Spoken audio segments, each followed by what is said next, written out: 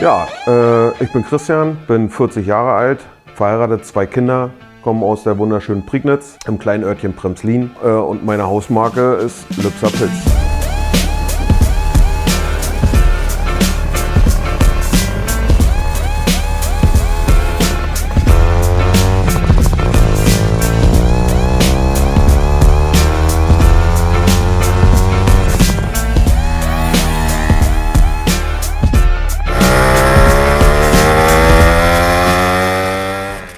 Sauerkrauts. The authentic streetwear brand for petrolheads. Besuche unseren Online-Shop und finde dein Lieblingsstück.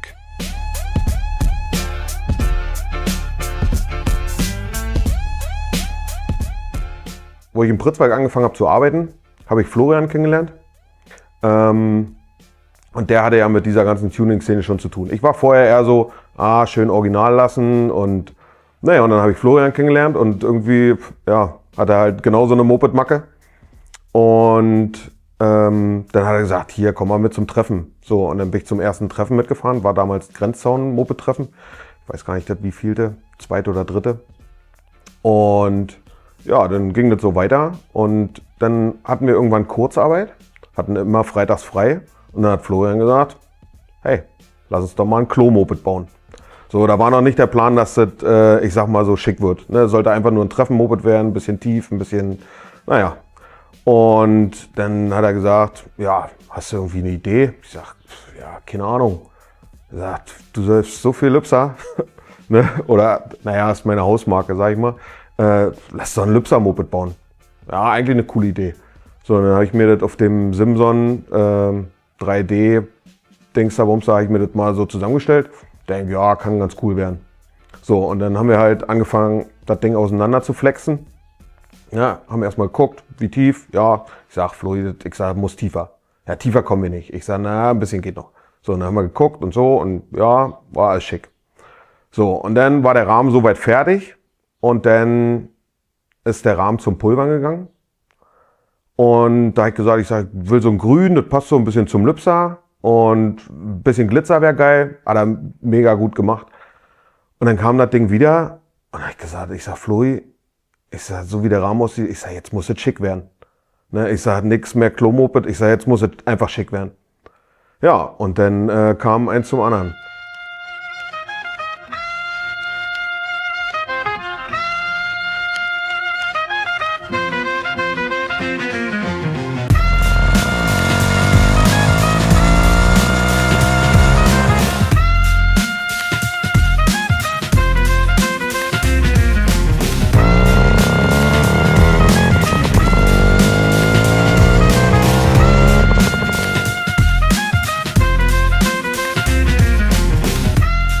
Ja, Motor ist ein Stino 50 Kubik Dreigang. Da habe ich jetzt noch zum Schluss die beiden Motorseitendeckel weiß pulvern lassen und vorne das Blech am Zylinder. Ja, habe da dann auch noch wieder Goldschrauben mir bestellt. Habe ich lange nachgesucht, auch weil die teilweise eine spezielle Länge haben. Teilweise sind eloxierte Teile. Ich habe auch immer viel nach Goldteilen speziell gesucht. Die hintere Lampe habe ich auch damals bei irgendeinem Ost-Simson-Shop gefunden. Die wurde mir angeboten in Gold. Habe ich die bestellt, kommt sie nach Hause, ist sie Silber. Ich sag, habe ich die angeschrieben, habe auch von dem Bild noch, von dem Shop, einen Screenshot gemacht in Gold, wurde mir auch so angeboten, war ein Silber. Ich sag, hier Silber, ich sag, will ich nicht. Ich sage, ich will eine goldene Lampe, habe ja auch eine goldene Lampe bestellt.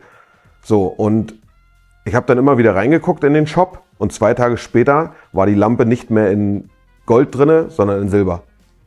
Ja, habe ich die wieder zurückgeschickt, habe mir dann woanders eine günstigere in Silber bestellt und habe sie dann halt selber Gold lackiert. Dann die ganzen anderen Teile so, ich sag mal vorne als Dämpfer habe ich ja Messing-Vollmaterial poliert, dass das auch alles Gold wird. Sämtliche Schrauben in Messing, dass das alles schön Gold ist. Einen goldenen Keder eingezogen vorne hinter der Lampenmaske. Goldenen Tachoring, goldene Zündschloss, naja, alles, was man so in Gold machen kann, habe ich halt probiert, in Gold zu halten. Hört man mich? Okay. Wir unterbrechen den Film kurz für ein paar wichtige Sauerkrauts Nachrichten. Breaking News, diese ultra coole Track Jacket bekommt ihr ab sofort im Sauerkrauts Online Shop. Super lässig, super cool, super bequem und es ist hier absolute Eile geboten, denn es handelt sich hierbei um eine einmalige Auflage. Mir wurde gerade eben auch mitgeteilt, dass wir hier einen Rabattcode haben. Jacket15 könnt ihr jetzt 15% auch auf diese Jacke sparen. Und hier noch ein paar News aus der Sauerkrauts Welt. Aktuell laufen die Vorbereitungen für das nächste Good Old Times Event auf Hochtouren. Tickets bekommt ihr auf goodoldtimes-event.de. Und zu guter Letzt noch eine Information an die Sauerkraut. Abonniert den Newsletter, um die neuesten Drops, Rabatte und Infos zu unseren Events nicht zu verpassen. So, und das war's dann mit den News. Ich gebe jetzt wieder ab und wünsche viel Spaß mit dem Film.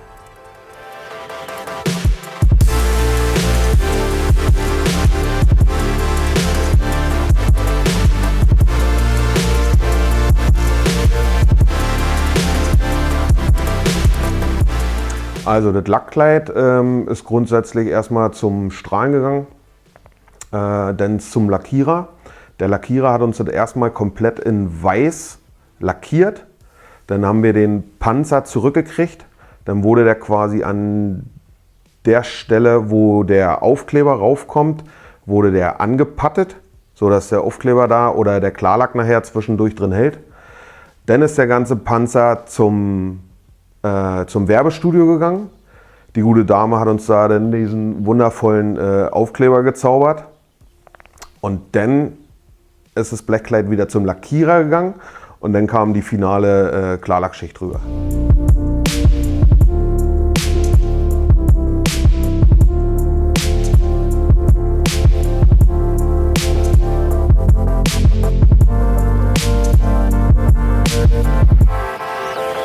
Ja, also vorne, das ist eine 330er Scheibe aus dem Rennsport. Ich fand die ganzen umgebauten Schwalben, sag ich mal, hat man ja schon öfter mit einer Bremsscheibe gesehen. Fand ich immer schon irgendwie geil. Und dann habe ich die von einem Bekannten bekommen oder von einem Kumpel. Und da habe ich gesagt, jawohl, das Ding muss rein. Hermo hat immer gesagt, das könnte knapp werden. Ich sag, ja, jetzt habe ich sie. Ich sag, dann muss sie da auch rein. Also wir mussten natürlich für die Bremsscheibe, damit die überhaupt an die originale Trommel passt, mussten wir hier einen Adapter drehen, der dann von der anderen Seite quasi verschraubt wird und dann mit den Gewindelöchern hier anpassen, sodass der Adapter in die Narbe passt, von hinten verschraubt wird und wo dann die Bremsscheibe dran angeschraubt werden kann. Ja, der Bremssattel, das ist mehr oder weniger, sag ich mal, ein Sattel von einem China-Roller. Die kriegt man immer ganz einfach bei Amazon. Den Halter, ja, musste man sich dann anpassen. Hier, den habe ich hier angeschweißt und dann halt, naja, so ein bisschen geformt, so dass das halt da gut ranpasst.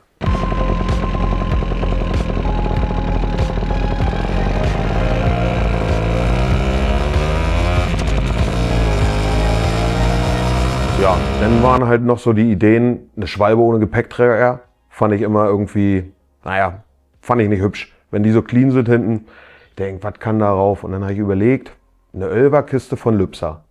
Die ist schön schmal. Ich sag, das können wir probieren. So, dann habe ich mir eine Kiste Lübser gekauft, eine 11er, habe geguckt, ja, habe das erstmal so grob ausgemessen. Ich sag, das passt. So, und dann war halt auch immer, hatten wir die erst gerade und dann sagt Hermo immer, das sieht nicht aus. Und dann habe ich immer noch mehr weggeflext und noch mehr weggeflext. So, dass wir die dann quasi so angepasst hatten. Hermo sagt, das sieht Bombe aus, lassen wir so. So, dann auch da noch wieder Messinghülsen und da alles in Gold gelassen. Dann ist mir in der Spätschicht eingefallen, der Tacho. Da wollte ich eigentlich einen Bierzähler draus machen. Ne, so richtig, sagen wir mal, Klick, 1. So, aber die Übersetzung vom Tacho ist halt ja so beschissen, dass man das nicht richtig so, ja, ist mir nichts Besseres eingefallen. So, und dann habe ich gedacht, okay, wie machst du da am besten irgendwie, gut, Bier 0,5, alles klar. Und dann habe ich gesagt, wir machen da eine Tankanzeige draus oder einen Bierfüllstand, 0 Liter, 0,3 und 0,5 und steht halt immer auf 0,5. Ne? Ja, was haben wir noch? Der Lübser Kronkorken als Zündschlüssel. Auch, ja, ich habe mit dem Epoxidharz rumgespielt und Bierdeckel hatte ich noch. Ich sag, jo, Schlüssel abflexen, auch noch ein bisschen Epoxidharz rein, passt. Ja, irgendwie sah mir das in den Knieblechen, sah mir das irgendwie noch so nackig aus. Ja, was kann man da noch? Und dann, ja, die Getränkehalter vom Fahrrad. Mega. Habe ich erstmal eben bestellt, habe geguckt, passt da eine Bierdose drin? Ja, top. So, und dann war noch gerade so eine Sonderedition von Lübser. Ich sag, die sehen cool aus. Ich sag, jawohl, die bauen wir da an und dann kommen da jede Seite 2 Dosen Lübser rein. Irgendwie habe ich überlegt, vorne die Parklampe. Ich sag, da muss irgendwas was leuchtet. Und dann habe ich überlegt, ey geil, du hast noch Tulpengläser im Keller stehen. Ich wusste ganz genau, dass da unten der Leuchtturm ist. Ich sag, alles klar. Ich sag, der Glasleuchtturm, ich sag, der muss da irgendwie rein. So, dann habe ich mir Glasflexscheiben gekauft, habe den da rausgeflext, das alles schön glatt gemacht wieder, poliert. Und dann habe ich gesagt, okay, eine kleine Diode unten rein, leuchtet, cool.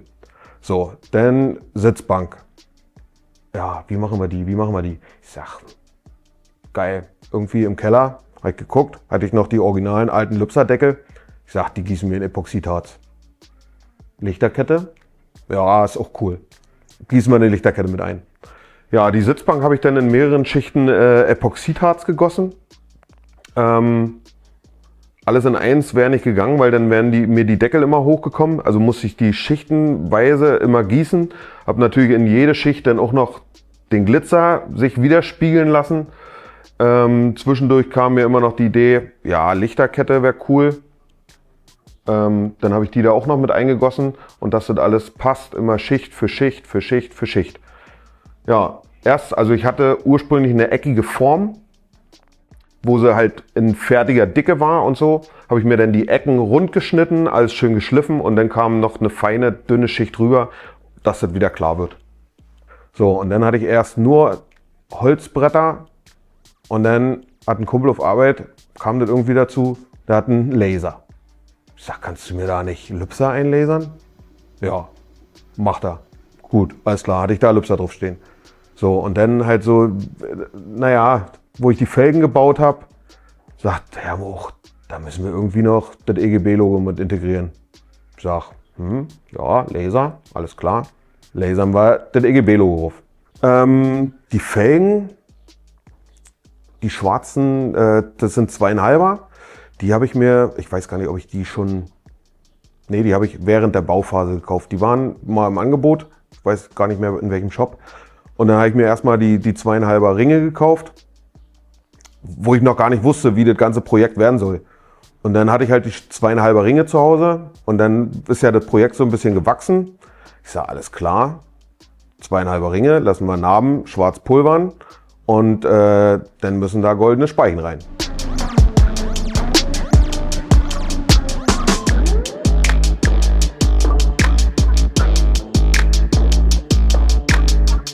Ja, Idee Auspuff, habe ich immer gesagt, ja, eigentlich wollte ich irgendwie eine Lübser Büchse oder so. Aber ja, das hat mir alles nicht so richtig gefallen. Und da ich halt die ganzen Goldparts verwendet habe, habe ich gesagt, goldener Endschalldämpfer, habe ich mal gegoogelt, okay, gibt's. So, dann habe ich den bestellt und dann war halt die Frage, wo legen wir den lang? Habe ich mir wieder Hermo zu Rate gezogen, er sagt, hier, da raus, wäre ganz cool. So, und dann mussten wir halt den ganzen Krümmer umbiegen, umschweißen, so dass das da hinten schön sauber rausguckt. Ja, also wo wir halt das ganze Ding tiefer gelegt haben, hast du halt bei der Schwalbe das Problem, desto tiefer du hinten kommst, kriegt die Schwalbe so einen Hängearsch. Ich sag, Hermo, das sieht scheiße aus. Aber noch tiefer können wir nicht, sagt er. Ich sag, ich will die aber noch tiefer. So, und dann sind wir noch tiefer gegangen und dann sagt er, ja, jetzt haben wir aber einen Hängearsch. Ich sag, was ist denn, wenn wir den Träger hier oben, hier ist noch so ein kleines Dreieck drin im Rahmen, ich sag, wenn wir den hier einflexen, den runterholen, dann müssen wir die hier einflexen, ein Stück rumholen. Ich sag, und dann passt das doch wieder, dass wir eine schöne, gerade Linie hinkriegen. Ja, und ich denke, die haben wir ganz gut erwischt. Also das Ganze, wenn man die Schwalbe tiefer legt, wird ja ein Rahmenschnitt gemacht. Da wird ja vorne aus dem ganzen Lenkkopf, sag ich mal, oben ein Stück rausgeschnitten, unten ein Stück rausgeschnitten. Dann muss man die ganze Lenkstange, die halt von der Gabel nach oben kommt, passig kürzen. Ja, ansonsten der Lenker, von der Breite her ist er ein Originaler. Nur halt ohne die Armaturen. Normalerweise wird das Blech ja an die Armaturen geschraubt und die Armaturen habe ich nicht mehr. Und dann habe ich gesagt, okay, wir haben von den Messingdämpfern in Anführungszeichen, habe ich noch Endstücke. Ich sage, das wären doch coole Distanzhülsen. Ja, dann habe ich mir die mit der Flex ein bisschen angepasst, dass die Rundung passt. Gewinde reingeschnitten. Ja.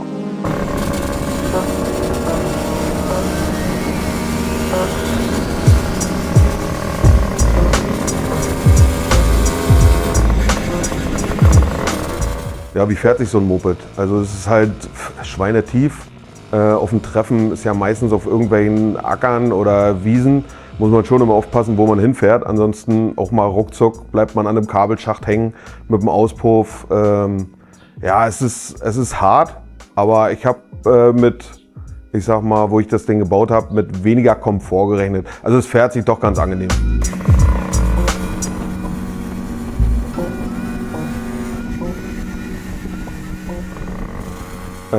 So weiter bin ich eigentlich ganz zufrieden. Motortechnisch hätte ich Bock auf ein bisschen mehr Leistung. Was dann aber wieder verbunden wäre, damit er auch vernünftig läuft, muss dann wieder ein großer Auspuff ran und der versaut mir dann, glaube ich, so ein bisschen das Bild. Deswegen schnell fahren kann man mit dem Ding sowieso nicht. Ne? Also denke ich mal, wird es so bleiben.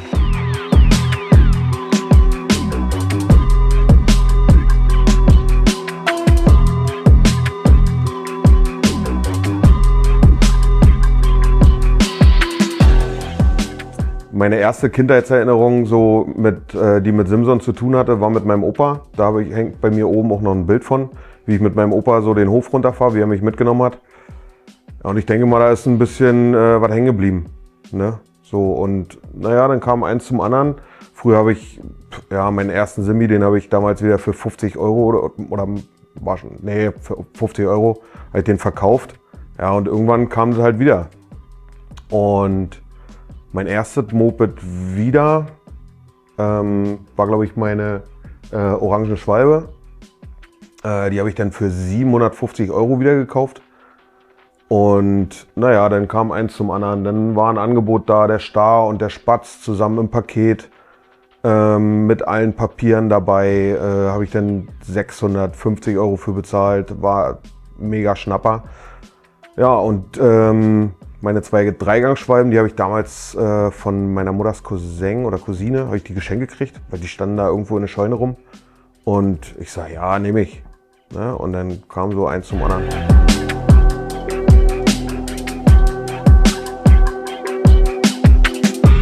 Ja, ganz alleine habe ich das Moped natürlich nicht gebaut.